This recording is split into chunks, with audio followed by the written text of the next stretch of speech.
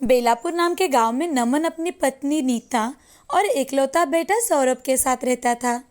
नमन के पास बहुत बड़ा आलीशान घर, पैसा, कपड़े, गाड़ियाँ, सब कुछ था।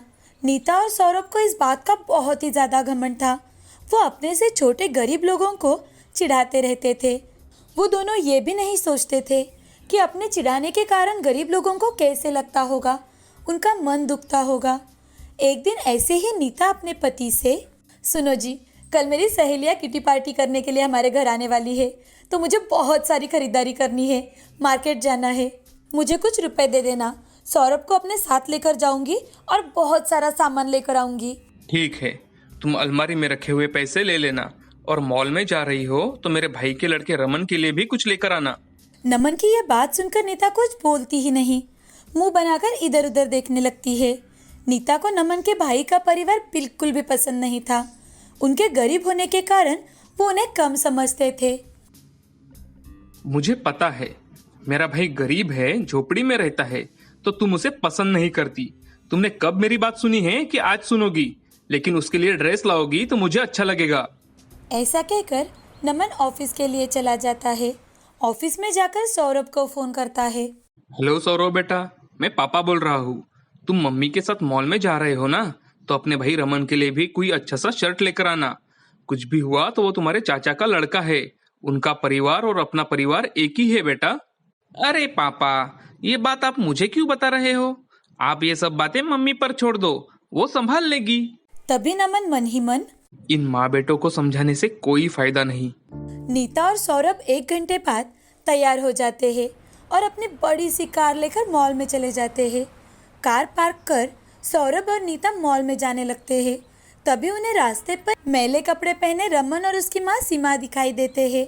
तो नीता उनको नीचा दिखाने के लिए मिलने जाती है और उन्हें देख नीता, अरे सीमा और रमन, तुम यहाँ क्या कर रहे हो? कहीं इतने बड़े मॉल में खरीदारी तो करने नहीं आए?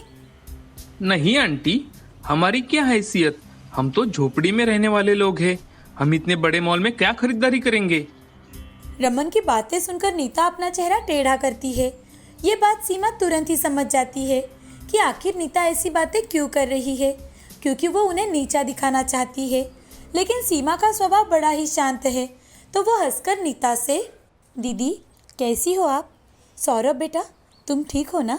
किस्मत और कपड़े दोनों भी फटे टूटे हैं, लेकिन लगता है अब तुम्हारी आंखें भी खराब हो चुकी है। हमारे कपड़े और हमें देखकर तुम्हें खुद ही समझ जाना चाहिए था कि हम बिल्कुल ठीक है और मज़े में हैं, हमारी लाइफ एंजॉय कर रहे हैं।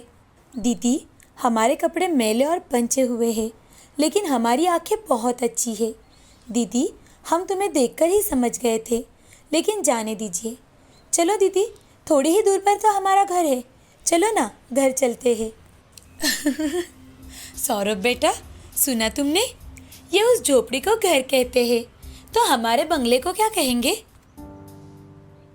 तभी रमन नीता से, चाची, भले ही हम झोपड़ी में रहते हैं, हमारे पास पैसे भी नहीं हैं, लेकिन हम दिल से अमीर है।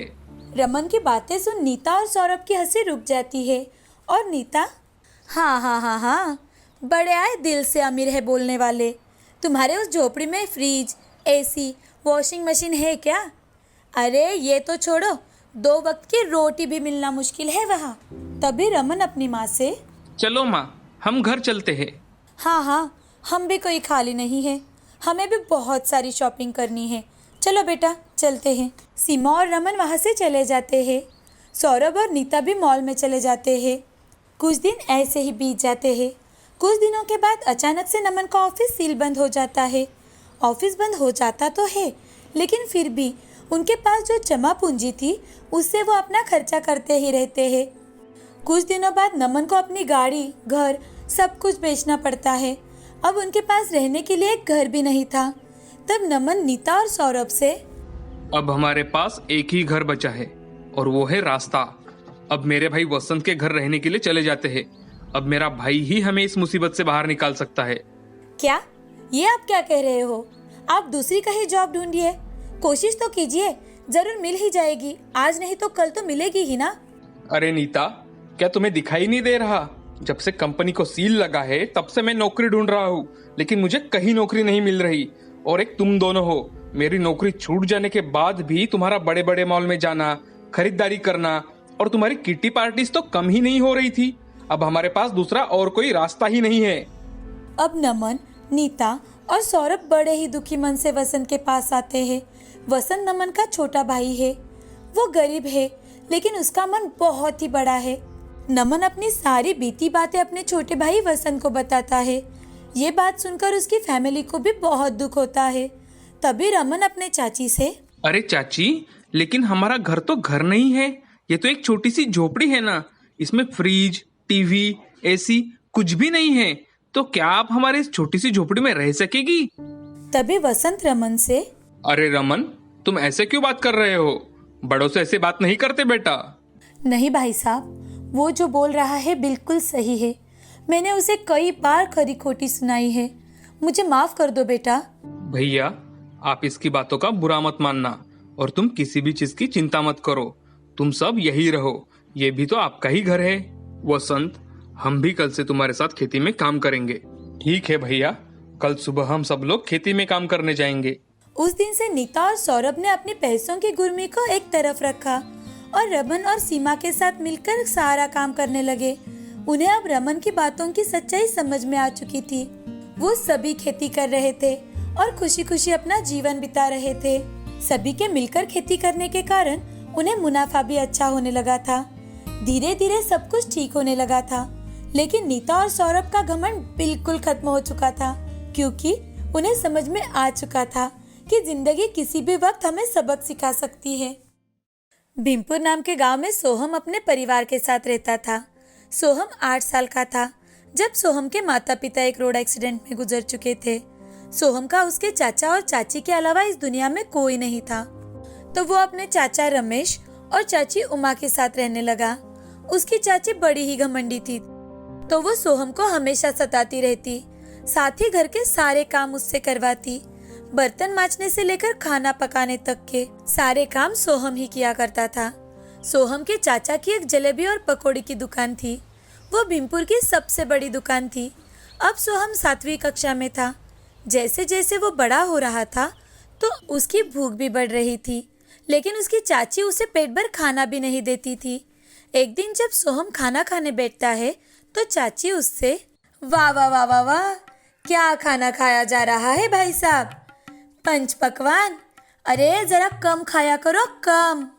काम के न काज के, दुश्मन अनाज के। चाची की बात सुनकर सोहम को बहुत बुरा लगता है। वो चाची से, चाची, जो घर में बना था वही खा रहा हूँ। आज मुझे बहुत भूख लगी थी। लगी थी ना, अब तो नहीं लगी है ना। खाना तो खा लिया ना, तो अब बस करो। मेरा बेटा तो देखो कितना दुबला पतला हो चुका है। जरा उसके लिए ऑरेंज जूस तो लेकर आना, और जूस देकर यहाँ से निकल जाओ मेरी नजरों के सामने से। इतना बड़ा हो गया है, लेकिन फिर भी अकल नहीं आई इसे। चाची और सोहम की बात रमेश ने सुन ली थी। उन्हें भी ये बात बिल्कुल भी अच्छी नहीं लगी। उन्हें भी ये बात सुनकर बहुत बुरा लगता है। वो उमा के सामने कुछ भी नहीं बोल पाते थे। वो चुपचाप वहाँ से बाहर चले जाते हैं। सोहम भी रोने लगता है। रोते रोते मन ही मन अपने माँ पिताजी को याद करने लगता है। वो अपनी थाली उठाकर साफ करके अच्छे से एक जगह रख देता है। अब वो घर के बाहर आता है, तभी उसके चाचा जी उसका बाहर इंतजार कर रहे थे। वो सोहम से, सोहम, यहाँ आओ बेटा। तुम्हारी चाची जिस तरह से तुमसे बात करती है वो मुझे बिल्कुल अच्छा नहीं लगता। आज से तुम स्कूल की छुट्टी होने के बाद सीधा दुकान पर आया करो, वहाँ का काम सीख लिया करो, ताकि तुम अपनी जिंदगी में कुछ अच्छा बन सको। चाचा जी, लेकिन मेरी ऐसी क्या गलती थी कि मेरे माँ पिताजी मुझे अकेला इस दुनिया में छोड़ गए? सोहम की ये बात सुनकर रमेश को बहुत बुरा लगता है। वो उसे गले लगा लेता है और सोहम से, नहीं बेटे, ऐसे नहीं कहते, मैं हूं ना। अब चलो तुम मेरे साथ। तुम्हें भूख लगी है ना, मैं तुम्हें अभी जलेबी खिलवाता हूँ। दोनों मिलकर रमेश की दुकान पर जाते हैं। रमेश सोहम को पेट भर कर जलेबी और पकोड़े खिलवाता है। सोहम हर रोज थोड़े समय के लिए अपने चाचा के दुकान पर जाने लगा और वहाँ जाकर पकोड़े और जलेबी बनाना सीखने लगा। छुट्टी के दिन तो वो पूरा दिन दुकान पर जाने लगा, और ये बात चाचा जी ने उमा को बड़े अच्छे से समझा दिया था कि कैसे वो सोहम से दुकान का सारा काम करवा रहे हैं, और दूसरी ओर बेचारी सोहम की मदद करने लगे। लेकिन घर आने पर चाची उसे बहुत डांटा करती थी, साथ ही रात के बचे सारे काम भी उससे करवाती थी। अब 2-3 साल ऐसे ही बीत जाते हैं। सोहम की स्कूल भी छूट चुकी थी।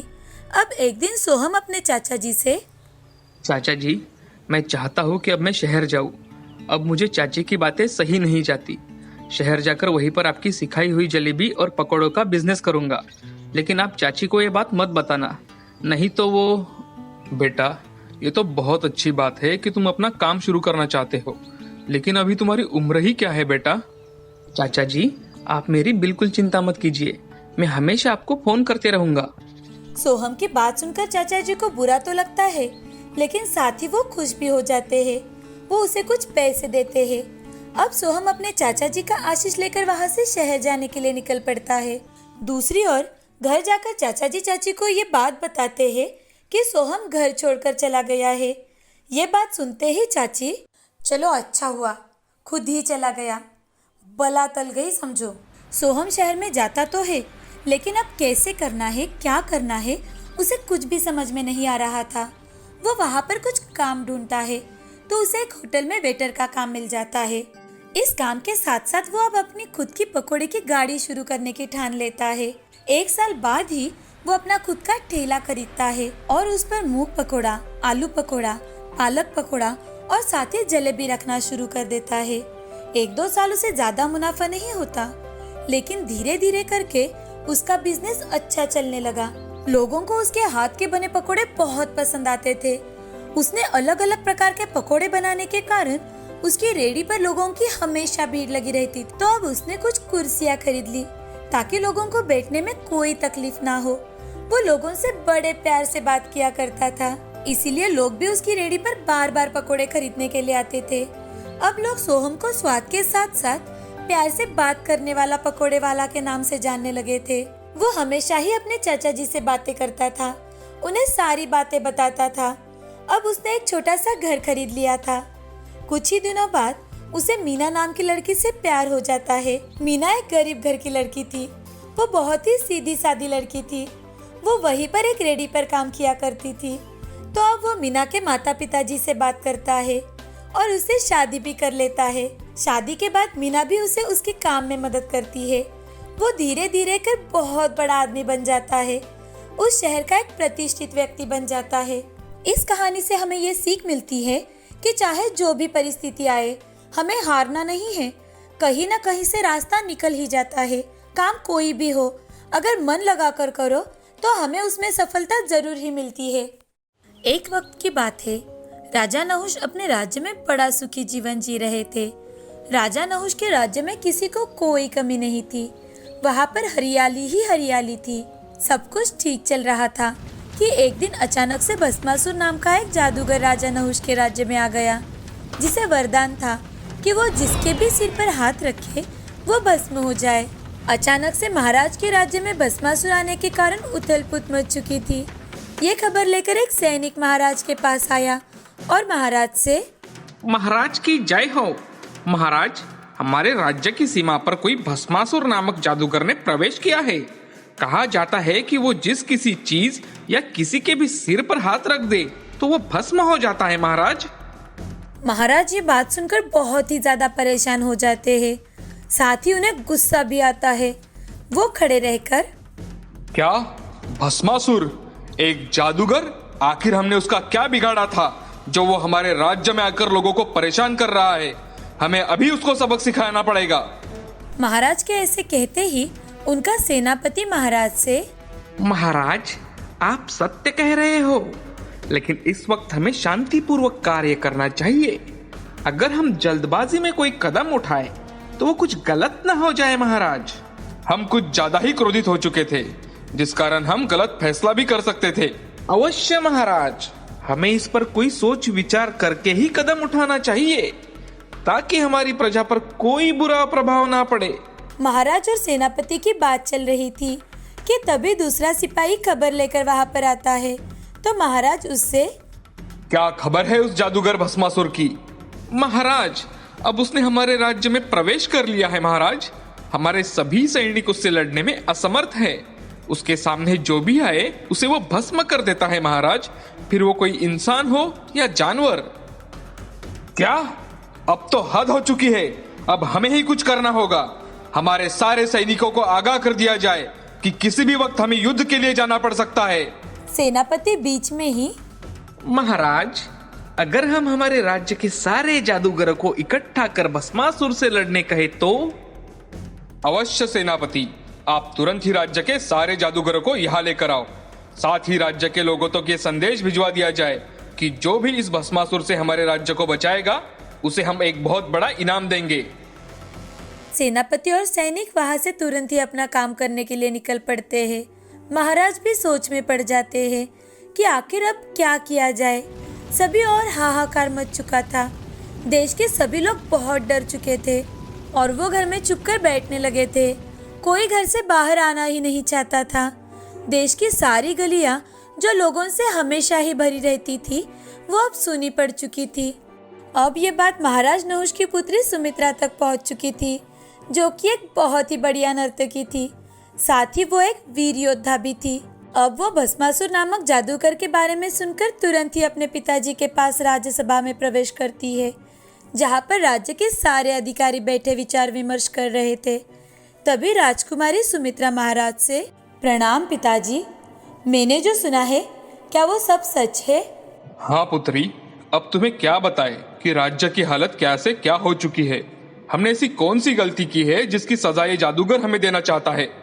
महाराज की बात पूरी हुई भी नहीं थी कि राजकुमारी महाराज से, महाराज, मैं आपकी पुत्री सुमित्रा उस जादूगर से मिलना चाहती हूँ। महाराज के साथ साथ सारे अधिकारी भी चौंक जाते हैं। महाराज सुमित्रा से, तुम जानती नहीं, वो बहुत शक्तिशाली है। अगर वो सिर्फ किसी के सिर पर हाथ रख दे तो तुरंत वही भस्म हो जाता है।